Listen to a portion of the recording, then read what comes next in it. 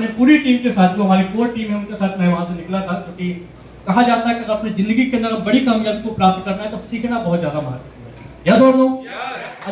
सीखने में कोताही नहीं बरतता, सीखने में कभी आलसपन नहीं लेके आता, वो 110% एक न एक दिन कामयाबी के शिखर पर जरूर पहुंचता है। और साथियों, मैं इस बात से पहले भी वाकिफ था और आज भी मेरे साथ एक ऐसी घटना घटी जिससे मैं इस बात को सिद्ध कर पा रहा हूं कि जब भी आपके पास एक बड़ा अवसर आता है, बड़ी अपॉर्चुनिटी आती है, तो कुछ बड़ा होने वाला होता है, तो आपके सामने समस्याएं जरूर आती हैं।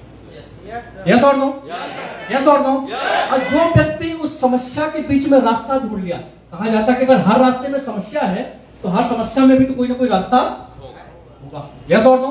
तो हमने भी उस समस्या का रास्ता निकाला। जैसे ही आज हम अपनी टीम के साथ अपने घर से ठीक समय पे 7 बजे निकलते हैं, क्योंकि हमें यहाँ पे ठीक 10 बजे पहुंचना था सबके समय के अनुरूप।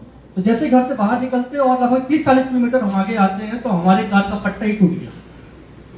हमारे कार का पट्टा टूट गया, बस गाड़ी थोड़ा सा वहां पे विचलित होती है। और अच्छा हुआ कि हम थोड़ा शहर के नजदीक थे और लगभग 1 से 1.5 घंटे हम लोग धूप में, हमारे साथ मनोज पटेल जी को जोरदार तालियां उनके लिए भी चाहूंगा। मनोज पटेल जी, क्योंकि आप थोड़ा सा टेक्निकल आदमी है, उन्होंने अपने हिसाब से जितनी इंजीनियरिंग थी उन्होंने लगाया। हम लोगों ने जितना समझ सकते थे गूगल से, चैट जीपीटी से पूरा इंटरनेट खोज मारा, क्योंकि मिस्त्री तो तुरंत पहुंच नहीं पाने वाला था।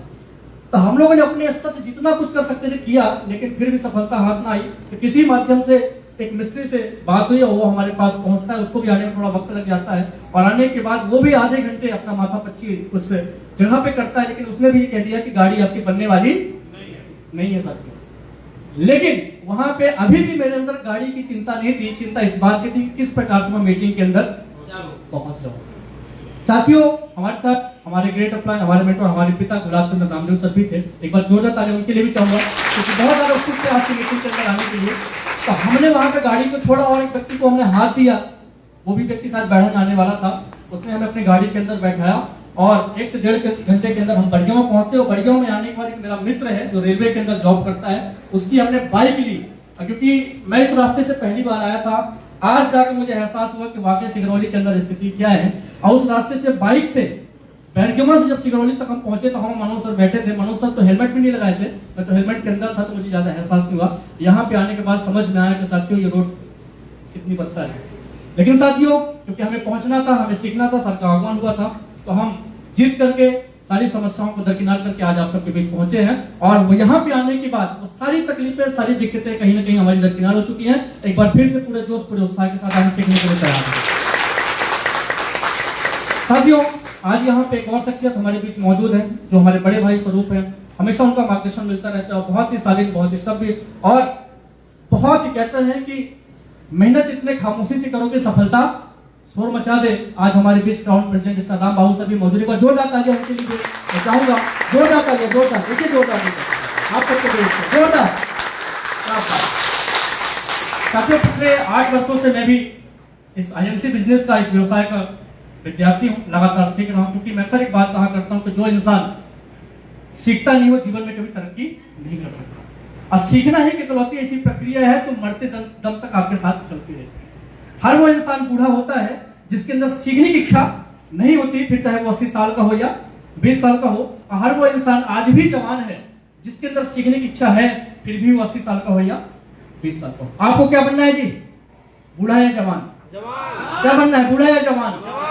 क्या बात है, जवान बोल भी रहे हैं और आवाज भी नहीं निकल रही। बूढ़ा बनना है कि जवान? जवान। जवान बनना। साथियों, हमें भी जवान बने रहना और आप सबको जवान बने रहना। और ये तभी संभव है जब आपके अंदर एक मजबूत इच्छा होगी लगातार सीखते रहने की। यस और नो? पूरे हिंदुस्तान के अंदर सिगरौली से ऊर्जा का स्थानांतरण होता है। यस और नो? और यहाँ के पता चला कि यहाँ के लोगों की ही ऊर्जा खत्म है। ऐसी स्थिति देखने को मिलेगी। सर के साल में गुस्ताखी है। अपने अपने सीट से उठकर एक बार जयघोष लगाएंगे आईएमसी बिजनेस का 1 2 3 अभी भी कुछ लोग घुटनों में दर्द हो रहा है, शादी को और ट्राई करते हैं। Are you ready? क्या आप तैयार हैं? पीछे वाले भी तैयार हैं, आगे वाले भी तैयार हैं, तो मैं भी तैयार हूँ। 1 2 3 गो! अरे हाथ तो बाहर निकालो भैया, जेब में डाल के रखते हुए आप लोग। क्या आप तैयार हैं? क्या बात है, चेहरे में मुस्कुराहट और आप सबके अंदर जोश यही बात इस बात को सिद्ध करती है कि आप सब कामयाब होने के लिए आज यहाँ पे बैठे हैं। साथियों, इस बिजनेस में आने के बाद हमारे जीवन के अंदर बहुत सारे परिवर्तन आए, जिसकी हमने कभी परिकल्पना भी नहीं की, क्योंकि मैं भी एक स्टूडेंट था, मैकेनिकल इंजीनियरिंग कर रहा था। आज नहीं तो कल हो सकता है कि आपके सिगरौली के अंदर किसी कंपनी के अंदर मैं भी नेट बोल्ट खोल रहा होता, क्योंकि कहीं ना कहीं किसी इंसान का सपना होता है कि एनसीएल के अंदर, एनटीपीसी के अंदर काम मिले। यस और नो?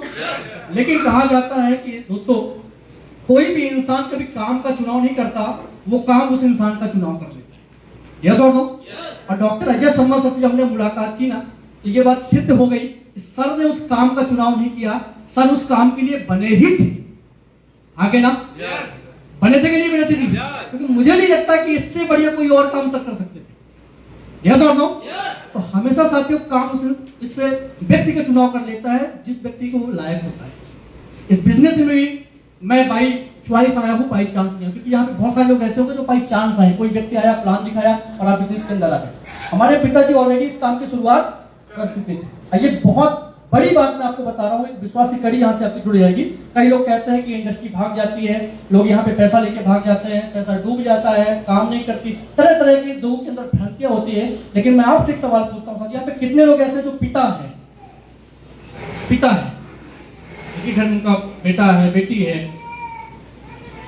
मैं आपसे सवाल पूछता हूँ साथियों, हो सकता है कि आज अपने पेट को चलाने के लिए आप 2 नंबर का काम कर रहे हैं, कोई घटिया काम कर रहे हैं, कोई नशे का कारोबार कर रहे हैं, कुछ भी करके अपने घर की रोजी रोटी चला रहे हैं। लेकिन आप अपने जहन में, अपने अंदर से एक सवाल पूछिए, क्या आप अपने बच्चे को भी उसी काम के अंदर डालना चाहेंगे? नहीं। डालना चाहेंगे सर? नहीं। असंभव है साथियों, क्योंकि मैंने बड़े से बड़े डाकुओं की भी स्टोरी पढ़ी, तो वो भी कहते हैं कि मैं डाकू बन गया, स्थितियां परिस्थितियां थी, लेकिन अपने बच्चे को कहीं ना कहीं पुलिस ऑफिसर बनाऊंगा, डॉक्टर बनाऊंगा, उसे इस रास्ते से निकलने नहीं दूंगा। सब हमारे पिताजी ने ऑलरेडी गवर्नमेंट जॉब के अंदर थे, ठीक ठाक जीवन शैली चल रही थी, क्योंकि नौकरी के अंदर क्या होता है, इंसान न मरता है न मोटाता है। यस और नो? बस कहानी चल रही थी, चलती रही। लेकिन जब ये काम उनको मिला, और काम भी किसी स्थिति में मिला, कहा जाता है कि आपदा के अंदर हमेशा अवसर छिपा होता है, कोई व्यक्ति ढूंढ लेता है, कोई उसे ठुकरा देता है। जिस वक्त आईएमसी बिजनेस हमारे घर में आया था साथियों, हमारे पिता का पूरा शरीर चीर दिया गया था।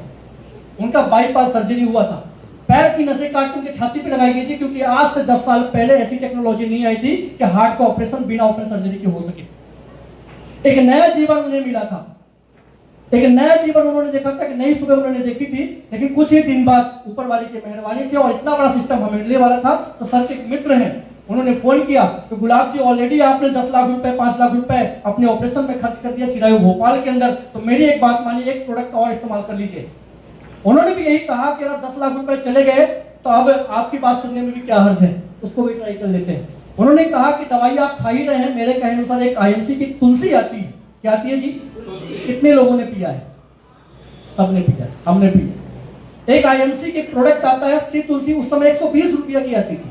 कितने की जी?